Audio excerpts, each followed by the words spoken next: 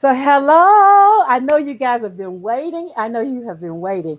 Hey, so we're on time. We're probably a few seconds early. But my name is Linda Murray Bullock. They call me the Business Plug. And this is the Business Plugs Mixer that comes on every Sunday at 7 o'clock Eastern Time. So, if you are here, the first thing we want you to do is just share, share, share. Go ahead and share it with your friends. Go ahead and every woman will want to listen to this conversation, especially the women of color. This is going to be a great conversation. I have the subject matter expert on here from Wealthy You. And so, Deborah, please introduce yourself to our audiences. Well, first, Linda, I just want to thank you for allowing me to kind of hang out at the Business Plug Mixers. I'm Deborah Owens. I'm also known as America's Wealth Coach, and I'm founder and CEO of Wealthy You. And we teach Black women how to overcome their financial fears by increasing their financial acumen and teaching them how to master the art of investing. I mean, the whole goal of Wealthy You is our mission is to close the wealth gap for women of color. And we believe that the wealth gap is a knowledge gap. And not only that, but we have Black women specifically have there's some systemic economic barriers that we have to overcome. And so again, thank you. And I can't wait to have this conversation with you this evening. Absolutely. Well, thank you for being on. Thank you for your yes. So the thing about what we've been talking about, you have an excellent article on Medium. And in that article, you go in depth about wealth and how we were taught to think about it versus what our reality is now. So can you go into those myths? Like you had a number of myths there. Can you go into those myths for us? Yes, absolutely. You know, the article, if anyone wants to read it, and if you want to put the link in the chat, you can. But I wanted to write a financial love letter to Black women. Mm-hmm. And the reason that I wanted to write this letter was because I was feeling some kind of way just around the whole George Floyd murder, and then, you know, Black Lives Matter, and then all of the anxiety that it was triggering in me. It took me back to my childhood. And my parents are from Alabama. And so my mother grew up in Pineapple, Alabama. And every summer from the time I was 6 to about the time I was 10, you know, we'd get out of school and a car would come up and we'd go down south. And I just remember the legacy of Jim Crow, how my family acted differently when we went down south, and just the oppression that we felt. And I began to feel that way. And so I wanted to really, I reflected on that, and I thought about, you know, my mother and my aunts and the struggles and the dreams that they had for their children. Mm-hmm. And I mean, certainly I was told, you know, go to college, get a great career, get married, buy a big home so you can build wealth. And the truth is that for so many women, that advice simply did not work. Mm. And that's what I wanted to talk about in the article. And that's why I called it my financial love letter, because what is clear is that systemically, what Black families have had to overcome, if you will, to have some modicum of financial success, all of these different hurdles that were put in front of you and obstacles, whether it be, you know, you go to buy that home and, you know, you don't realize that you're getting into this mortgage that it, you know, could implode. You don't realize that the real estate market is going to decline. And, you know, 10 years later, your house is finally getting back to what the value was because you bought right at the highest point in the market. And so those are the myths. First myth is that, you know, the more education that you gain, the more money you're going to make. Well, and that educational debt is good debt. Well, the fact is that debt is debt. And if you aren't, really strategic about how the terms of that debt, you could find yourself that really becoming a burden. And I see it so often, Linda, at Wealthy You, we have coaching programs. And so we have a community. Yes. And then we have a membership and we have one-on-one coaching. And so over the past 5 years since starting Wealthy You, I have personally coached probably 1,000 women. And what is really interesting in looking at, and they've had some amazing transformations, don't get me wrong, but after we do the kind of outtake, meaning, okay, it's your last coaching session, they've been in the community, tell me a little bit about what you learned. And what many of them said over and over again, I wish I had learned about the financial markets and how to invest sooner. Right. And so that's the other myth, is that we're taught, save for a rainy day, make sure you have savings. But what we don't realize is that you can't save your way to wealth, right? You must invest. So that's the other myth, right? That you can save your way to wealth. I talked a little bit about that other myth, is that home ownership leads to wealth. Well, in our communities, what we know is that oftentimes the value of our properties doesn't increase at the same rate as our counterpart. And so my point in that love letter is, what I wanted to tell Black women is that we need a new wealth blueprint, and that we have to be very deliberate and strategic about how we look at our careers. Our careers are an asset, and we can't afford not to be paid a salary that is commensurate with the educational attainment. Black women are, and here are the facts. Black women have the highest educational attainment. We are starting businesses at a faster clip. We are innovative. We influence trends. We influence consumer markets. And the point I wanted to make in that article, in that love letter, is that Black girl magic is real. Our brilliance, our genius, our intellect cannot be matched. And yet the missing link, as I see it, is for women, Black women specifically, to learn how to turn that genius into wealth. And so that's really what Wealthy You is about, giving Black women a wealth blueprint that works for them, with the outcome being achieving financial success. And I love that. First of all, let me tell you, I love that the article that we were talking about on Medium is entitled A Love Letter, because the words in it are compassionate, and it should resonate with most of us who have relatives in the North, and how it is here down in the South, because I'm in Tennessee. So I'm down in the South. So exactly. Exactly. That is the legacy. Like, we can't imagine how much further we would be if we were able to create generational wealth. So that's really, when I say wealth is the ability to transfer assets from one generation to the next. And the truth is that most of us, myself included, are first generation investors. We never learned. I mean, had I not picked it as a profession, I spent, 20 years in the investment industry. I had a fast trajectory. I was a VP with Fidelity Investments. I managed the West Coast for Fidelity, came back to DC, opened a prototype.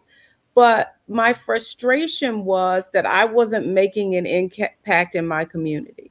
And so I went on, I thought, okay, I could write books, I could tour, I toured with Bishop Jakes, I did national tours for the National Association of Securities Dealer, and I just had a passion for my community. And then I wrote a book 10 years ago, A Purse of Your Own, and the goal of that book really was to do two things. One, to first encapsulate what financially successful women do that most women don't.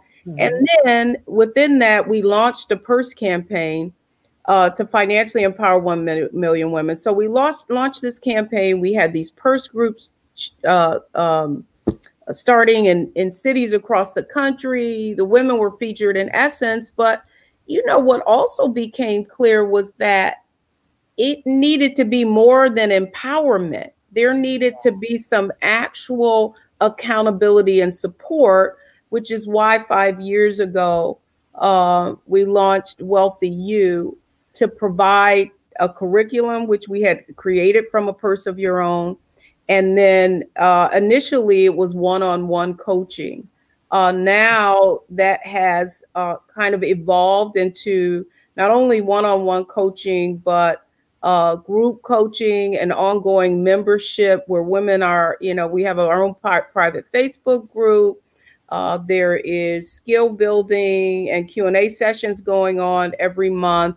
And, you know, so in 5 years, we've seen women get create their first 5-figure portfolio, their first 6-figure portfolio, and now 7-figure portfolios. And here's the interesting thing, Linda, is that, you know, in the past 5 years, one of the other things that I, you know, on the kind of drawing board is an app. And so I've been out pitching to get funding to build this, the Wealthy You app. And what's interesting, you know, my pitch really is that every day a woman of color reaches out to a financial services institution, and because it's perceived that she does not have enough assets or the prerequisite knowledge, she's relegated into, you know, kind of low yielding investments because no one wants to spend the time to give her guidance to assist her. Now that is systemic and baked into the financial services industry. And I'm not by any means saying that it's just Black women, but I'll be honest with you, as someone who now started Wealthy You, and so, you know, I'm on the phone as they're calling these different investments companies, and I'm listening to the conversations, and I'm like, are you kidding me? Are you saying that you're not going to help this person? Or walking into an investment company and them saying, oh, what are you going to do? If if you don't have $1 gazillion, then you don't get to sit down with an advisor. And, you know, when I do that pitch, and I say that I specifically want to close the wealth gap for Black women, you know, I had a gentleman wait and tell me, oh, you know, your pitch was pitch perfect. However, the problem you're trying to solve is like rolling a boulder up a hill. And I thought to myself, I said, wow, he waited around to tell me that. You know, it was like a really a gut punch. And, you know, what's become very clear is because they don't feel like this is the right business opportunity for them, that it doesn't warrant the kind of investment. Now, the point, but when you do the numbers on Black women, we're earning incomes. We have tremendous buying power. We have tremendous influence. That is an opportunity for me, and I'm not going to relegate it to something that's not of value. And so the point I want to make is that, like, listen, if it's to be, it's up to us. And so, you know, the one thing I feel really have so much gratification about is, you know, how you have a dream and a vision, and now to see that vision coming, you know, women actually hitting that 7-figure number. And, you know, when the market was going down and tanking, these women were like, they got a wealthy mindset. So they were like, well, Deb, you know, here's what I'm thinking. You know, these are the company. They didn't look at it as you know, I'm afraid. They looked at it, hey, let me see where the buying opportunity. How I can so, you know, that's what that love letter is about. We are capable. We are competent. We are brilliant. Black Girl Magic is real. And that's one of the other things we do each quarter is we have a conference. We've had to go virtual, like, you know, kind of everybody else, like but we've got a conference coming up on this coming Saturday, July 18th, virtual conference all day with amazing speakers and teachers who really are going to show. And then I'm going to actually reveal the Black Girl Magic Wealth Blueprint as well. That's a good thing. That's a good thing. And that's, the thing about it is us as a people, like female and male, we have difficulty when it comes to discussing finances.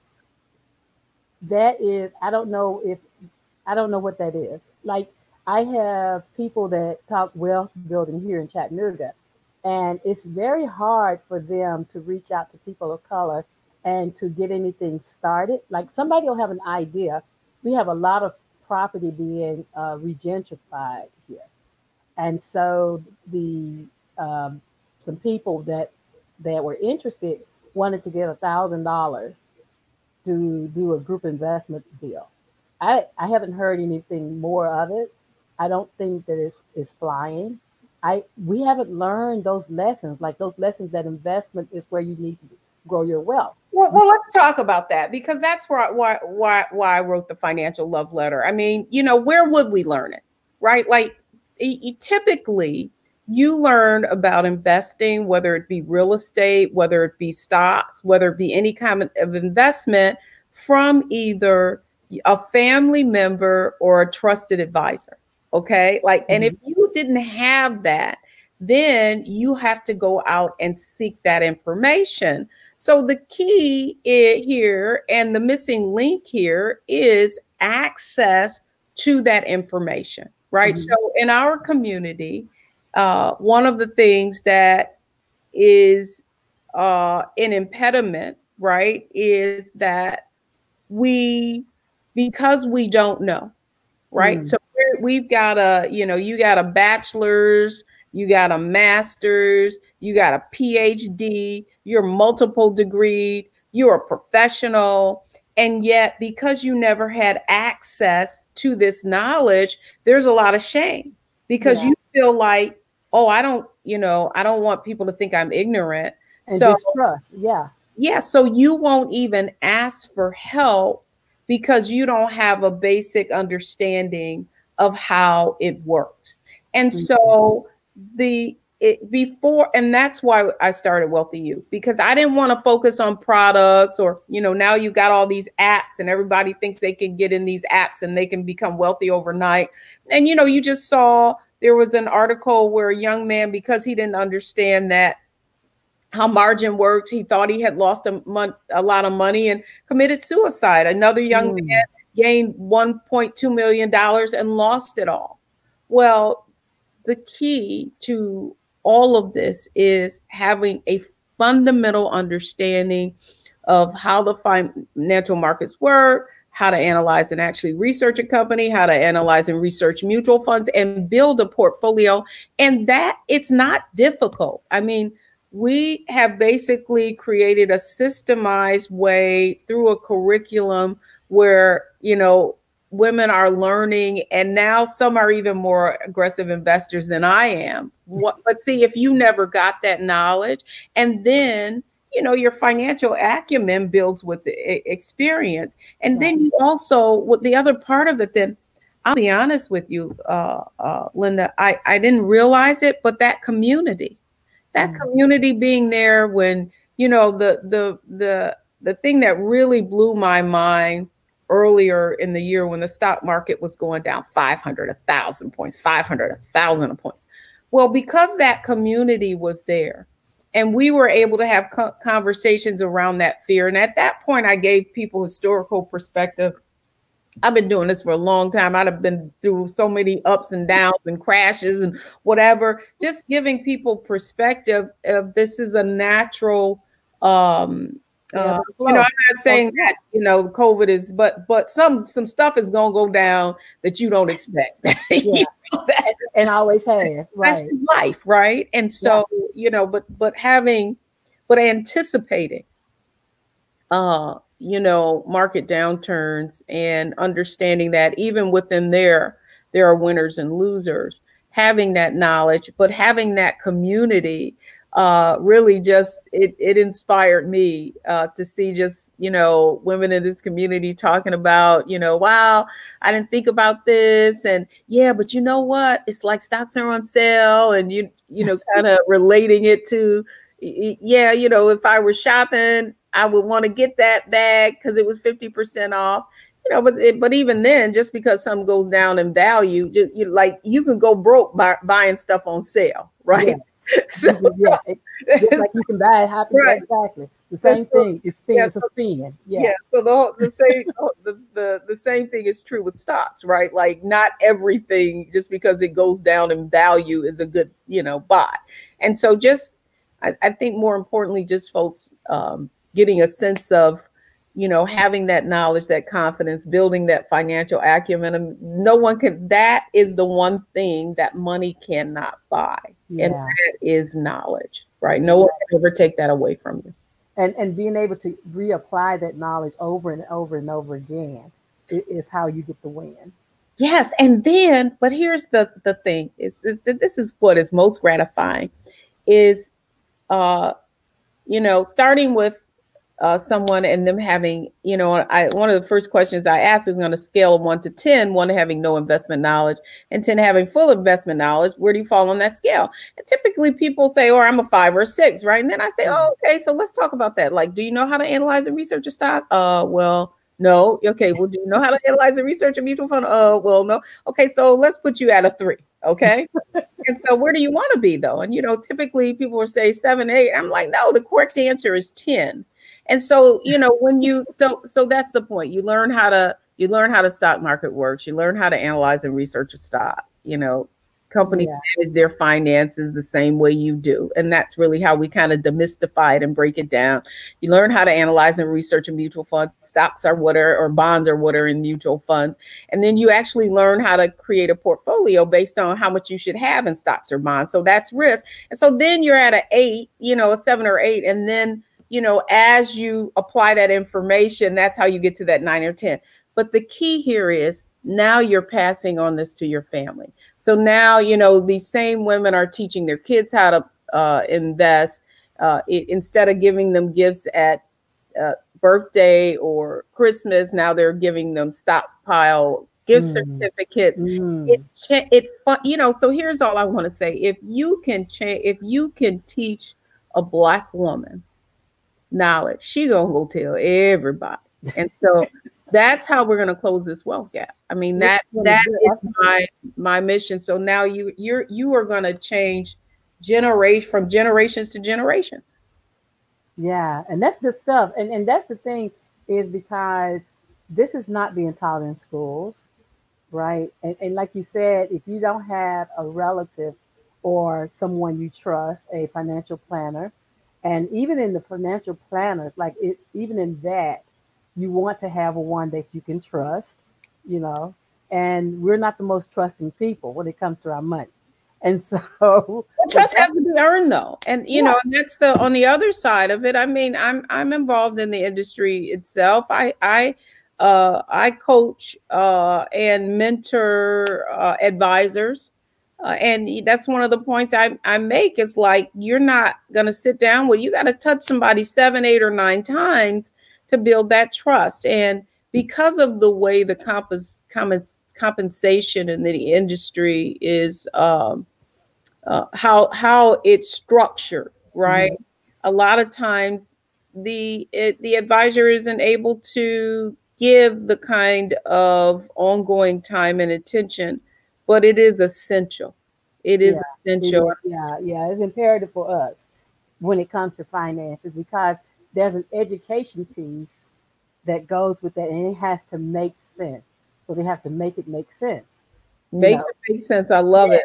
Yeah, they have to make it make sense to us because we don't have that experience, and that is not something that's taught to us before that interaction. So tell your listeners, tell all the ladies that's listening how they can contact Wealthy You. Okay, so the easiest thing to do is go to wealthyu.com, and that's where you can learn about anything that's going on. They can also, we've got an event coming up. They can go to blackgirlmagicwealth.com if they want to learn more about that event.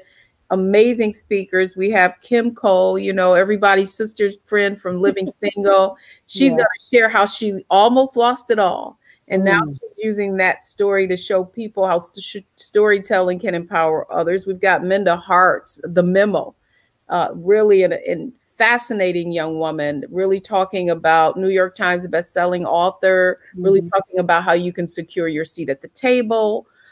We have an amazing young woman, Elizabeth Davis, who founded She Dobby Beauty, built a 7-figure business with no employees in less than 3 years. Wow. And then finally, we have Dr. Tisa Silver Kennedy, who's helped families pay off over $1 million in student loan debt. So we've got it covered in terms of our Black Girl Magic Wealth Blueprint. I'll be revealing that Wealth Blueprint too.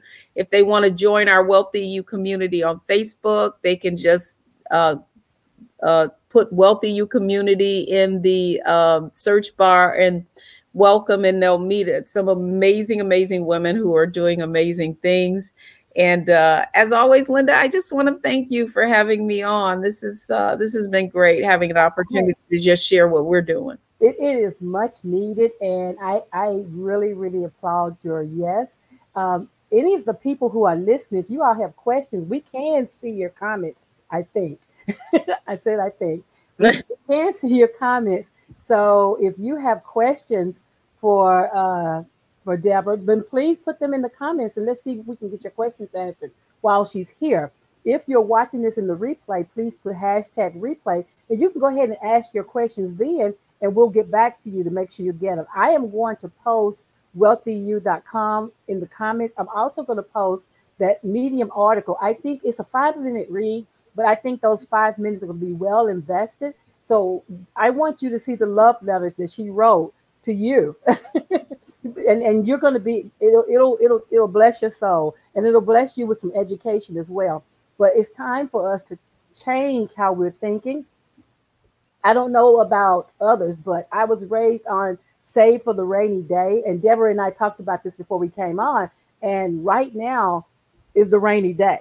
Like right now is what you should be saving for. And so investing, and being smart investing is what time it is in our world. And Deborah called it the tsunami, right? Yeah, I call it the economic tsunami. And it is overwhelming. You know, the other thing is, I don't think people quite understand that the stock market is not the economy, right? Mm. And there are people who are suffering, Yeah. and it's going to get worse before it gets better.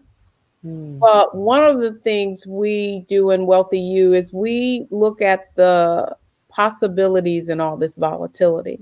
Mm-hmm. And we have people getting new jobs because they're going where the growth is. The companies that are technology based, whether it be Amazon, the Slacks of the world. We talk a lot about stay at home stocks. Mm-hmm. You know, what are the companies that are going to basically profit based on this new environment? We're in a whole new territory and world now, Linda. And what I want people to know is that, you know, certainly I'm a woman of faith, and I do believe in prayer, but I do, you know, in gospel terms, and it's Sunday, I'm not going to get too religious, but prayer without works is dead. And so I want to encourage people to start thinking about looking around the corner as a result of our new behavior. How are we going to behave differently? What are we going to do differently?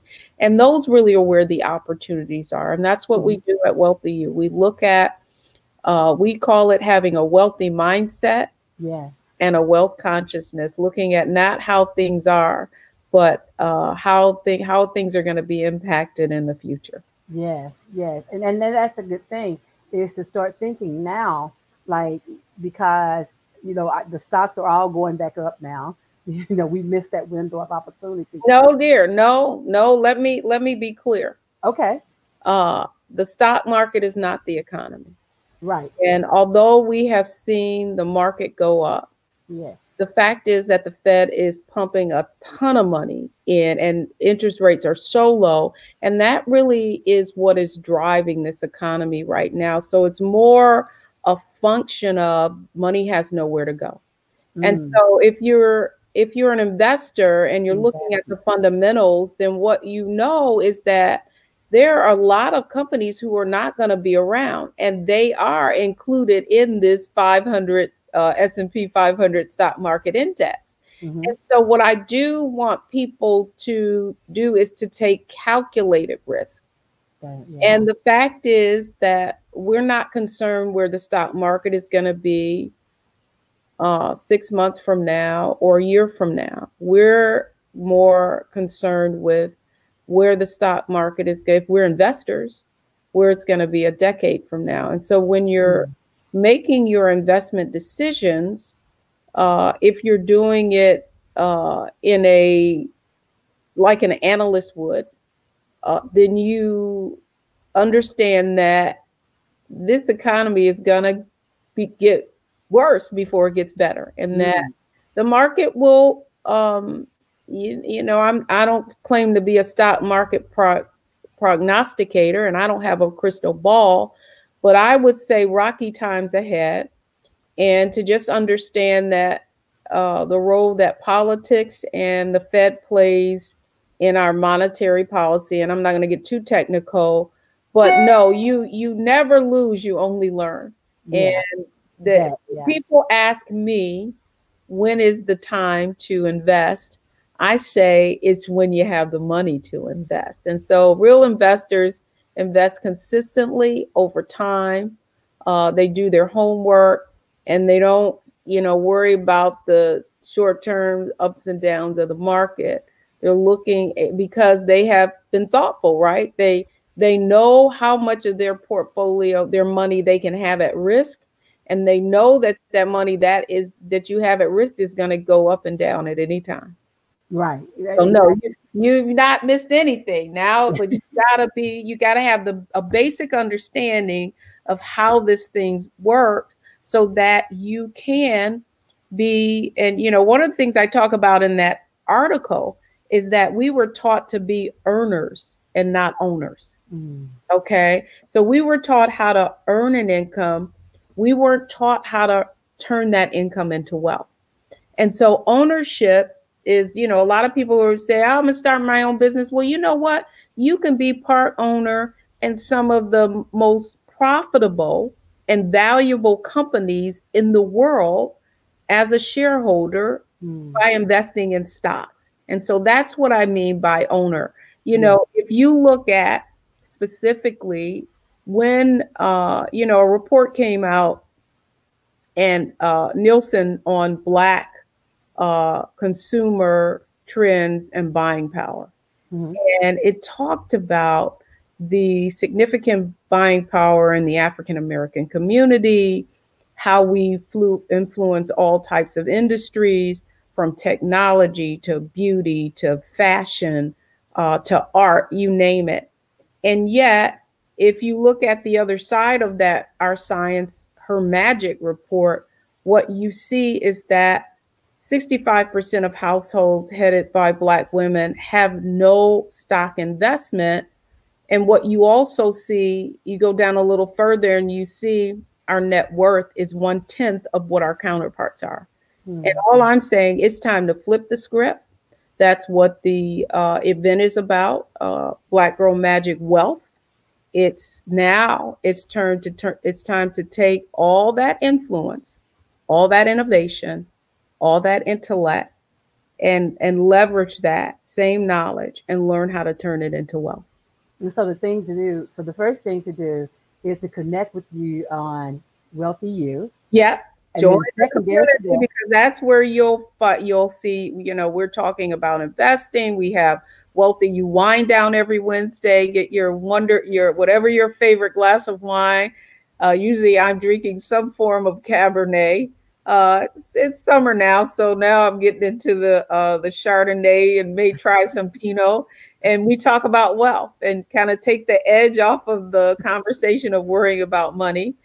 So you can join us there and just learn. And then we do impromptu trainings. We have visitors in to share their knowledge. Sometimes it's our actually Wealthy You goal models sharing their actual transformations, how they went from thinking they didn't have any money, and now they have, five, six, and now 7-figure portfolio. So yeah, Yeah, definitely come and join us there. absolutely. And then secondary to that is next Saturday is attending your event. And what are the times of the event? It's from 10 to 5 a.m. and it is going to be so much fun. So ladies, we've got a DJ. DJ Sean's going to be there. He's going to open it up at 9:30. So we're going to be chair dancing and then, then we've got Kim Coles, a comedian and actress and entrepreneur, and she's going to be sharing some wonderful nuggets.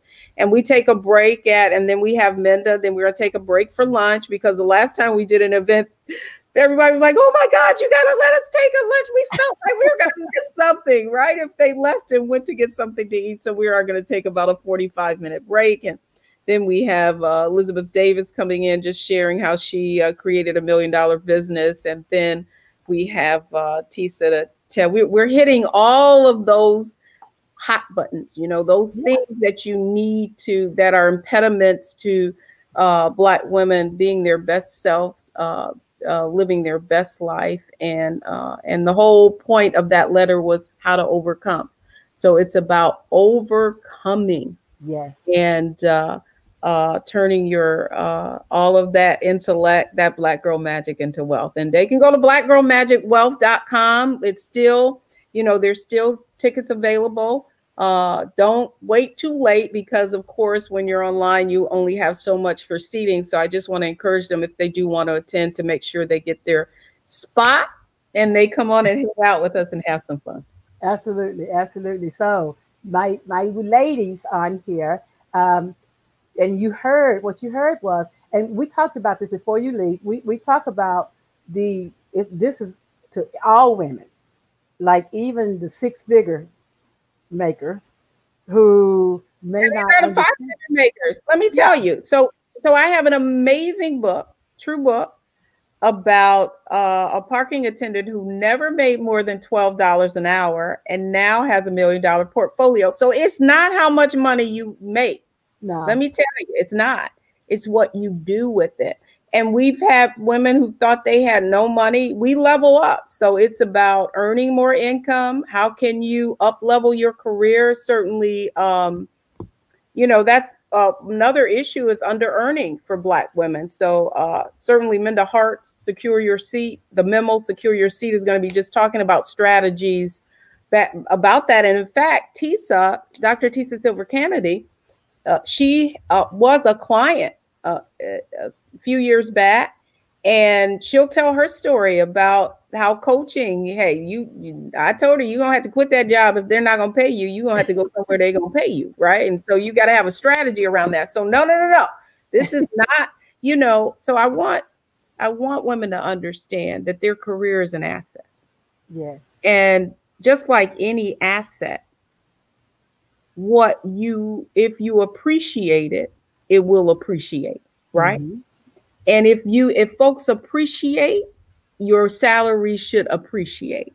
And if folks don't appreciate, then you have to go into somebody else's garden where they're going to appreciate you and pay you the commensurate salary. I think so often we're afraid. We're told, it's better if you got a job than if you don't. Well, no, the time to start looking for a job is when you already have one. Exactly. That's a perfect time. Yeah. And so there's some strategies. We've got to get out of the building. We have to I don't just say network. I think you have to be very deliberate and figure out what your gifts are and how you can add value, and join organizations where you feel like you can really make an impact.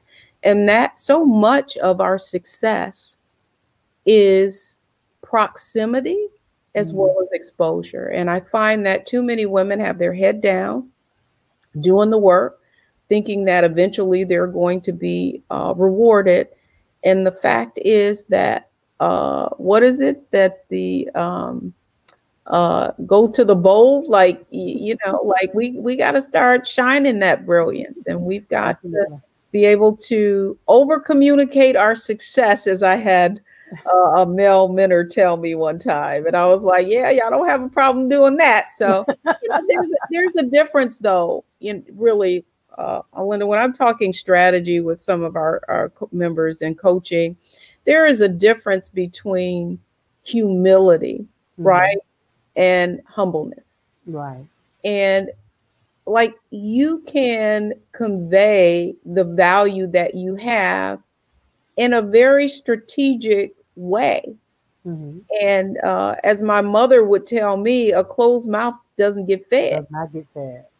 And so as a result of that, and I think really Kim Coles uh, is going to touch on that, and that's the power of story. Like you have to be able to tell your story and how you add value. And Mm-hmm. the other thing, you have the ability to ask for help. One of the things Minda Hart says in her book, The Memo, is that success is not a solo sport. It's not. And Yeah. far too many women are thinking that they can do everything on their own, that, they just roll up their sleeves and, they'll figure it out. Well, yeah, but you know what? It may take you a long time. You could get further faster. Or if you are Absolutely. around a group of like-minded people, Mm-hmm. as we well know, we're in a mastermind.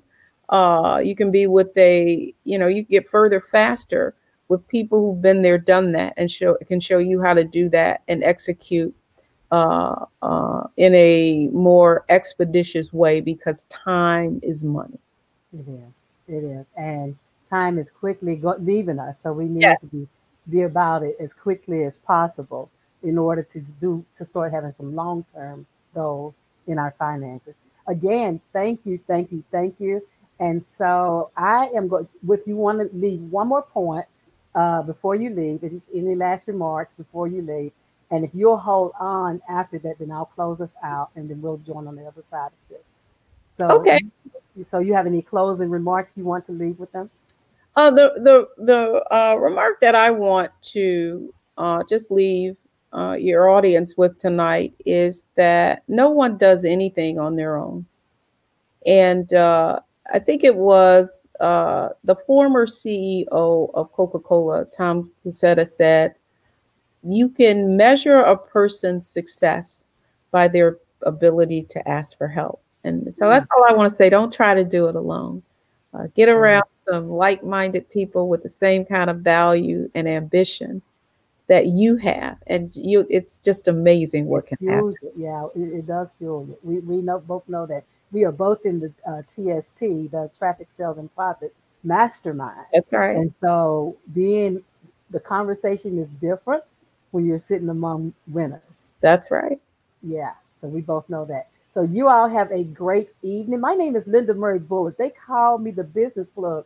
I want to invite you on Thursday at 6 o'clock in the Building Your Own Six-Figure Business Facebook group. We're going to have Akila Hartnett. She's going to teach us about government contracting. She's doing it on Thursday at 7, and she's doing it the next Thursday at 7 again. We're doing government contracting 101 and 201. We're going to help you learn how to create wealth for you and your family.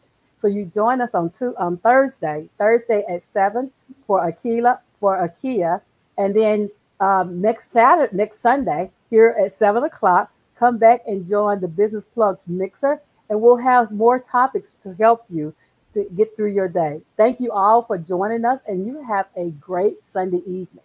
We'll see you next week.